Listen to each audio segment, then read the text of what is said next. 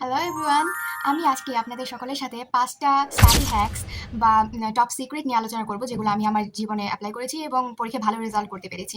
তো প্রথম যেই পয়েন্ট আমি বলবো সেটা হচ্ছে মেক আ চ্যাপ্টার ম্যাপ। যখন আমরা কোনো একটা চ্যাপ্টার শিখি বা চ্যাপ্টার সম্পর্কে জ্ঞান অর্জন করতে যাই, তার আগে আমাদের সেটা সম্পর্কে একটা চ্যাপ্টার ম্যাপ যদি আমরা করে নিতে পারি, সেটা অনেক বেশি ইফেক্টিভ হয়। আমি যখন করতাম এরকম, তখন পুরো একটা চ্যাপ্টার কি রিলেটেড, কি কি বিষয় সেখানে আছে, কি কি টপিক সেখানে আছে, সেগুলো করতাম। এবং তারপর আমি কোন টপিকটা সব থেকে বেশি ইম্পর্ট্যান্ট এবং কোন টপিকটা থেকে অনেক বেশি প্রশ্ন এসে থাকে, সেগুলো অ্যানালাইসিস করে পার্সেন্টেজ দিয়ে দিতাম যে এই টপিকগুলো থেকে আম, আসার সম্ভাবনা এত শতাংশ এবং এই টপিকগুলো থেকে আসার শতাংশ সম্ভাবনা এত শতাংশ। এভাবে করলে কি হয় যে আমরা যখন ভেতরে বিস্তারিতভাবে পড়বো, তখন যেটা গুরুত্বপূর্ণ সেটা আমরা আরো বেশি মনোযোগ দিয়ে গুরুত্ব সহকারে পড়তে পারবো। এটা হচ্ছে একটা অ্যাডভান্টেজ। তো এইটা ছাড়াও পরীক্ষায় কি ধরনের ক, খ, গ, ঘ এবং এমসিকিউ আসে, সবকিছু এই চ্যাপ্টার ম্যাপে কভার হয়ে যায়। তো এটা একটা হচ্ছে গুড পয়েন্ট। তারপর সেকেন্ডে আমি যেই পয়েন্টটা রেখেছি সেটা হচ্ছে অ্যাক্টিভ রিকল।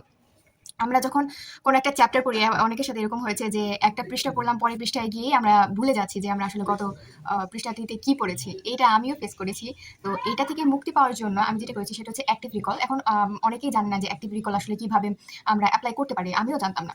তো অ্যাক্টিভ রিকলটা আসলে যখন আমরা একটা বিষয় পড়ছি, পড়া শেষ হলে যেই কিওয়ার্ডগুলো রয়েছে সেগুলোকে মার্কিং করে রাখা এবং ওই রিলেটেড যে প্রশ্নগুলো আছে সেগুলো একটু মাথায় অ্যানালাইসিস করা, যাতে করে আমরা বিষয়টা ভালো করে বুঝতে পারি।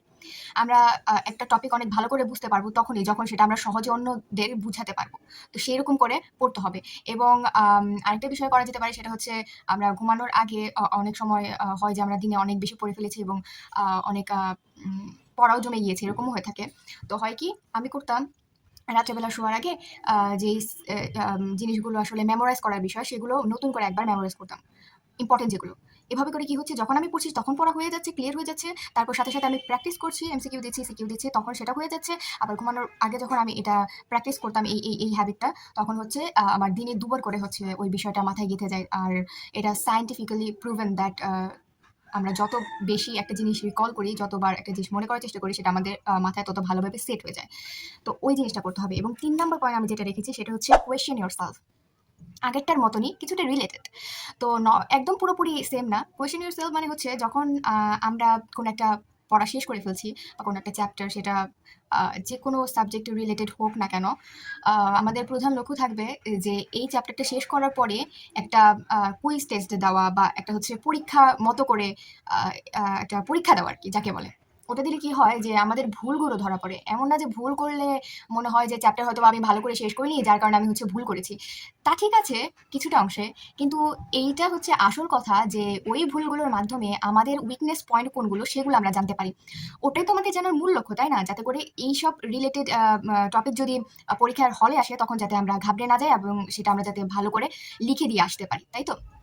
এই বিষয়টা তো আমাদের উচিত হবে আমরা যত পড়ছি না কেন, আমরা যাতে প্রতিনিয়ত প্রশ্ন করি নিজেদেরকে। প্রশ্ন বানাই বা হচ্ছে এমন হয় যে আমাদের অনলাইন অনেক বই রয়েছে যেগুলো থেকে আমরা জানতে পারবো প্রশ্নগুলো সম্পর্কে, সেগুলো জাস্ট প্র্যাকটিস করা। প্র্যাকটিস যত বেশি করবে তত ভালো তুমি বুঝতে পারবে, তত ভালো তোমার নাম্বারও আসবে। তারপর আমি আরেকটা রেখেছি ৪ নাম্বারে, সেটা হচ্ছে ডুয়া লিস্ট।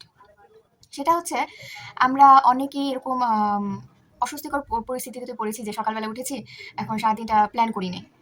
কিভাবে কি করব, কতটুকু পড়বো, কিচ্ছু প্ল্যান করিনি।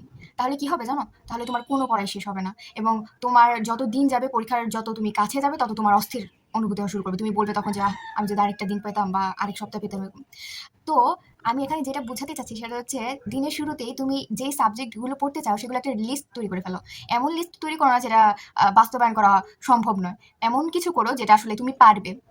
এবং অনেক ক্ষেত্রে হয়ে থাকে যে আমাদের ওকেশন থেকে থাকে। সেই বিষয়টা মাথায় রেখে তোমরা প্রতিদিনই পড়ার চেষ্টা করবে। পড়া মিস দিবে না। তাহলে কি হবে? যে তোমাদের পড়া নিয়মিত কমপ্লিট হবে। কম হলেও হবে। কিন্তু একবারেই যদি না হয়, সেক্ষেত্রে বিষয়টা তো তুমি পিছিয়ে যাচ্ছ অন্যদের থেকে, তাই না? তো তারপর ৪ নাম্বার বললাম। ৫ নাম্বার যেই টিপসটা দেবো সেটা হচ্ছে একটু আ অ্যাডভাইস মূলক না বললেও চলে, যে সেটা হচ্ছে ডোন্ট লুজ হোপ। এমন হয়ে থাকে যে আমরা পরীক্ষার অনেক কাছে এবং আমাদের সিলেবাসটা এত বড় যে আমরা শেষ করতে পারি না অনেক সময়। ভয় পাওয়ার কিছু নেই, ঘাবড়ানোর কিছুই নেই। একটা পরীক্ষায় তোমার সকল কিছু নির্ধারণ করে দেয় না। তুমি এইবারে একটু খারাপ করলেও পরের বারে অবশ্যই তুমি ভালো করবে।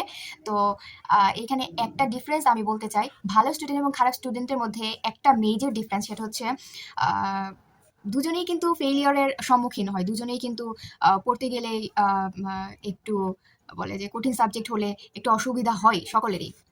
কিন্তু একজন ব্রিলিয়ান্ট স্টুডেন্ট তখন কি করে যে সেই জিনিসটাকে ইজি বানানোর চেষ্টা করে এবং সেটাকে ছোট ছোট ভাগ করে পড়ার চেষ্টা করে, আয়ত্ত করার চেষ্টা করে। কিন্তু যারা বেশি পড়াশোনায় মনোযোগী না তারা করে কি যে আমার দ্বারা হবে না, আমি পারবো না, আমি এই টপিক বাদ দিয়ে দিলাম।